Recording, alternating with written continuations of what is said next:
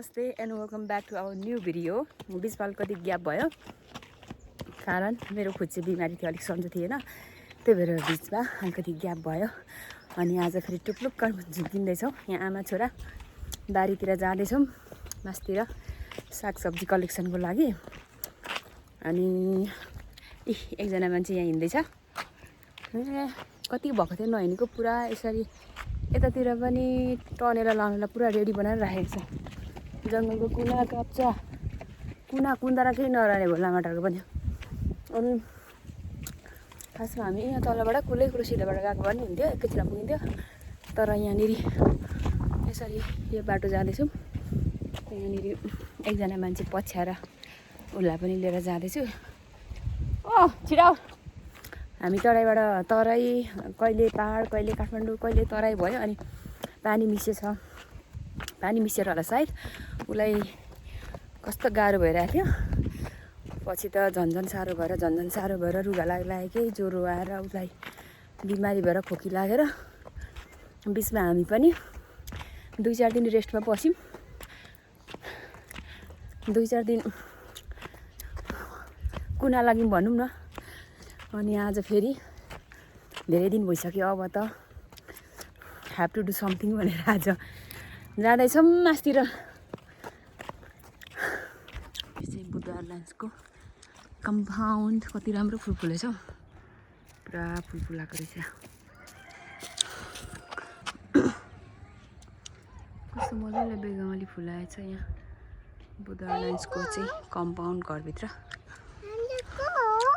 कोही होइन, यता नहनीको निकै दिन भइसकेको थियो। बच्चाहरूको स्कुल लागेको भए त दिनै पछि हिँड्नु पऱ्यो है बाटो। स्कुल नलागेकोले नहिँडेको धेरै भएको थियो, निकै प्रगति भइसकेछ है। बाटो मजाले सम्माएछ, नत्र यस्तो थिएन खाल्टाङ्ग्रो खुल्थ्यो।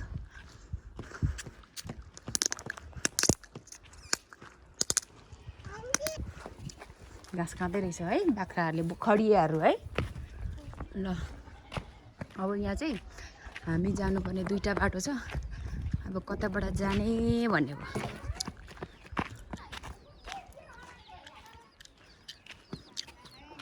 यहाँबाट गयो भने ट्याक्कै सुभातर साइड निस्किन्छ, तर हामी अब यताबाट जान्छौँ। यहाँबाट गाउँबारी हुँदै हुँदै यहाँ माथि यहाँनिर हो फेदमा हाम्रो जग्गा चाहिँ।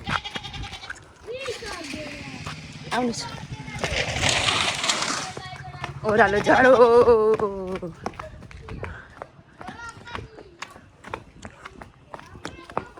अब हामी कुलैकुलोको बाटो जान्छौँ भाइ छोरा, कि बाटोबाट हिँडेर जाने?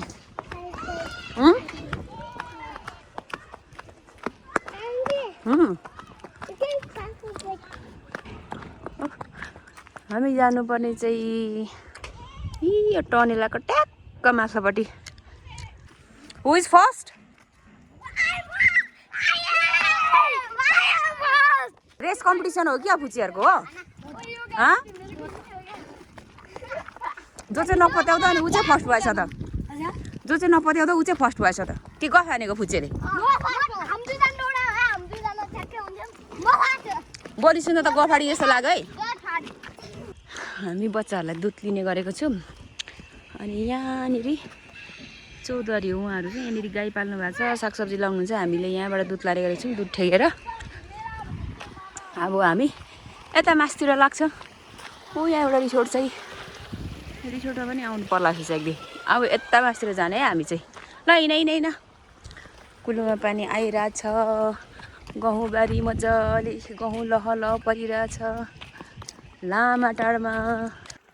मैले बाल्टिन पनि बोकेको छु, पाएँ भने सिमसाग टिप्ने भनेर। सिमसाग त जताततै पाउँछ, तर हाम्रो चाहिँ त्यहाँनिर आमाले बारीमै रोप्नु भएको थियो। अनि अलिकति सिमसाग, धनियाँ, लसुन के छ छाँटेर उखालेर ल्याउने भनेर हिँडेको। मेरो पुच्छरले यहाँनिर मन्टेसरी हालिदिएको खासुलाई, सन्चो नभएर पठाएकै छुइनँ। अहिले चाहिँ अलिक सन्चो होस् अनि पठाउँला भनेर। छिटो हिँड अगाडि हिँड। हाम्रो घर अगाडि बग्ने कुलो यही हो, राज कुलो। राज यो कुलो आइपुग्छ हाम्रो घर अगाडिको कुलोमा। यसले गर्दा सागसब्जी फलफुल रोप्नलाई चाहिँ यताबाट आएको यहाँ खोला छ। सागसब्जी फुलहरू रोप्नलाई चाहिँ साह्रो सजिलो छ। छिराउ नानु बेबु, हिँड छिटो हिँड। पुरै घरहरू बनिसकेको छ यता पनि पहिला घर थिएन यो बिचको ठाउँहरूमा चाहिँ घर थिएन कति छिटो घरहरू बनेको के गाउँबारी थियो यो पनि नयाँ घर माथिको नयाँ घर यो पनि नयाँ घर पुरा घरहरू थपेको यता त सागसब्जी टनेला लाएर सागसब्जीको व्यापार बिजनेस गर्नेहरू बस्नुहुन्छ सानो सानो टरा ठोकेर बस्नु भएको छ भाडामा आऊ छिटो आऊ यो त पुरै टनेला छ सागसब्जी रोपेर बेच्नु लान्छन् तलतिर यता पनि घर पहिला यो पुरै खुल्ला थियो हामी पहिला यहाँ घर बनाएर बस्दाखेरि यो एरियामा अहिले त बिस्तारै असनु होला चाहिँ ठाउँ पनि मेरो धुन्दु गाडी उता कता कुद्दैछन् ल छिटाउ सुटुकै हिँड्नु पर्यो भनेको त के को थाहा पाएर माथिबाट चिच्याउनु कराउनु थोरै होइन लिएर हिँडेको अनि बेबु धन्न बोक्नु पर्दैन हिँड्न चाहिँ फेरि उकालो छ बाटो गरी भयो त तलबाट हामी गाउँ होम्लिँदाखेरि आएको यतातिर चाहिँ अनि त्यहाँदेखि उम्रिँदा भनेर गाउँ सानो हुँदा त्यसपछि आएकै थिएन गाउँ पाक्ने बेलामा भइसकेको छ कस्तो राम्रो कस्तो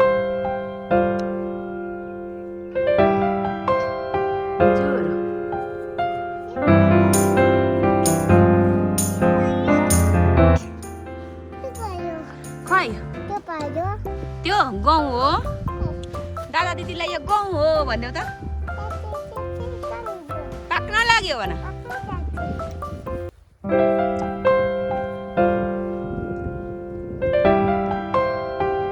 यति धेरै टनेला थियो जस्तो लाग्दैन थियो यहाँनिर बाफ्रे कुखुरा फार्म टनेला सनेला धेरै बढेछ अहिले त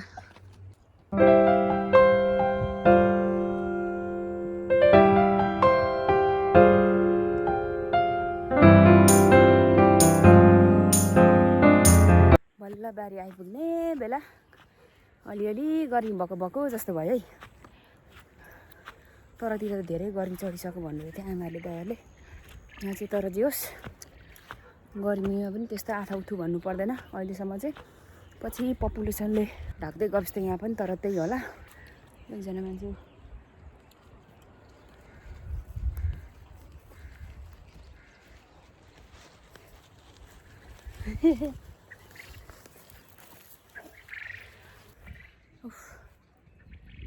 आऊ छिटो थाकेर बिसाएको एकछिन आऊ यहाँ थाकेर बिसाएको अवस्था आमा छोरा है हो आऊ यहाँ आऊ ऊ त यो मान्छे जति हो नि कुद्न दौडिनु सक्छ है हो कहाँको भनिदेऊ त हामी आमा छोरा कहाँको भनिदेऊ त पर बारीमा आएको बारीमा लु भनिदेऊ त दादा दिदीलाई कहाँ आएको फेरि भनिदेऊ त लु हैट मलाई खोकी लागेको छ खोकी भनिदेऊ न त्यो किरा हो किरा यहाँ भनिदेऊ न केही छिटो दादा दिदीलाई मलाई तराई र पहाडको पानी मिसेर पुरा खोकी लागेको छ भनिदेऊ यी देख्नुभयो खतरा खोक्दैछु भनिदेऊ आयो उठा जा भुच्चेले पनि हँसाउँछ कता हो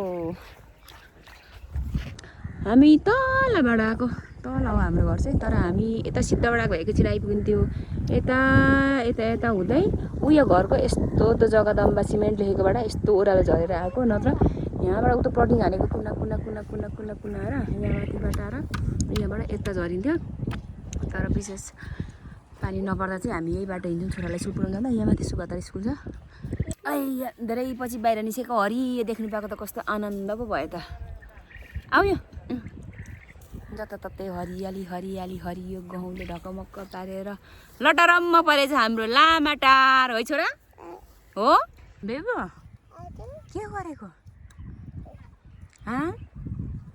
गरेको भनिदेऊ त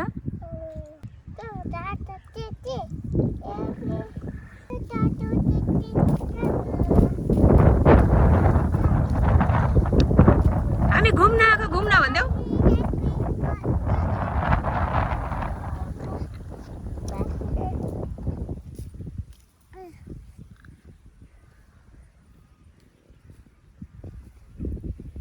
यहाँ चाहिँ कुलो छ है। यहाँ माथि माथि माथि माथि माथि कहाँ खोला छ, खोला त गइएको छैन, त्यताबाट कुलो आउँछ। त्यसले गर्दा यहाँनिर सागसब्जी लगाउनलाई चाहिँ धेरै सजिलोमा पनि अति सजिलो भन्नु पर्ला। पानी भएकोले सिमसाग पनि उम्रिरहेछ। हाम्रो चाहिँ आमाले यता सिमसाग रोप्नु भएको थियो, सबै टिपेर लगिसक्यो कि छन् हो थाहा छैन। उता यो कुना यहाँदेखि उता परसम्म रोप्नु भएको थियो, सबै छैन। यो आलु चाहिँ छेमाहरूले रोप्नु भएको, फुलिसकेको छ यहाँको त आलु पनि। अब एकछिन साग उखाल्नु पर्ला, अलिअलि धनियाँ।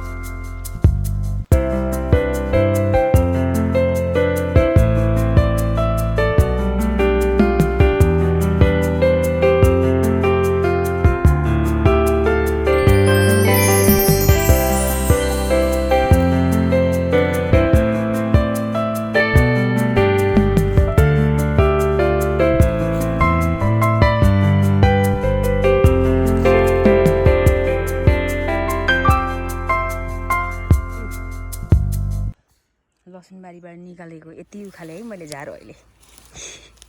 यहाँ मेरो पुन्टेले खेल्दै बसिरहेछ। बेबु के गरेको? अब घर जाऊँ ल, हस्। झारू उखाल्ला साग त होइन, झार पो आज त तर उखाला भयो।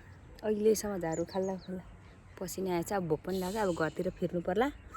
साग पनि खासै छैन रहेछ।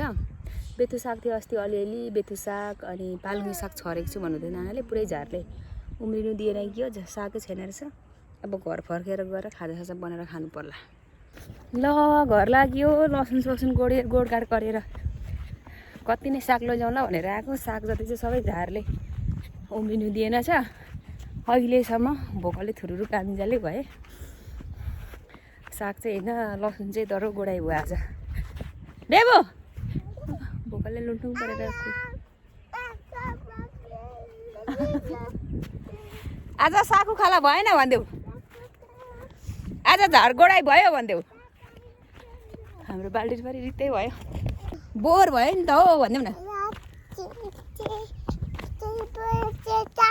हो ए ल, भाषा पनि बुझिन नसक्नु त मेरो भुन्टुको।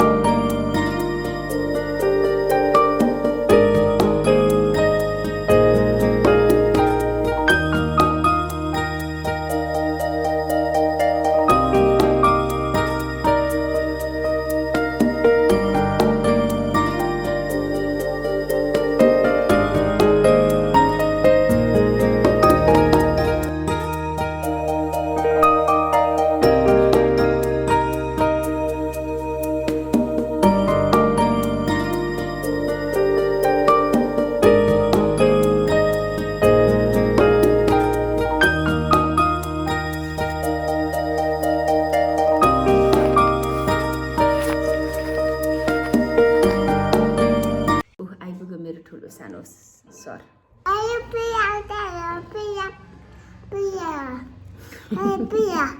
के भन्दैछौ ओफ बारी गएर थाकेर भोकलले कुही परेर आइपुग्यो अब आजलाई चाहिँ यति नै होला खाजा पकाएर खानु पर्ला अब चाहिँ अर्को भिडियोमा भेट गरौँ होला so bye bye see you next video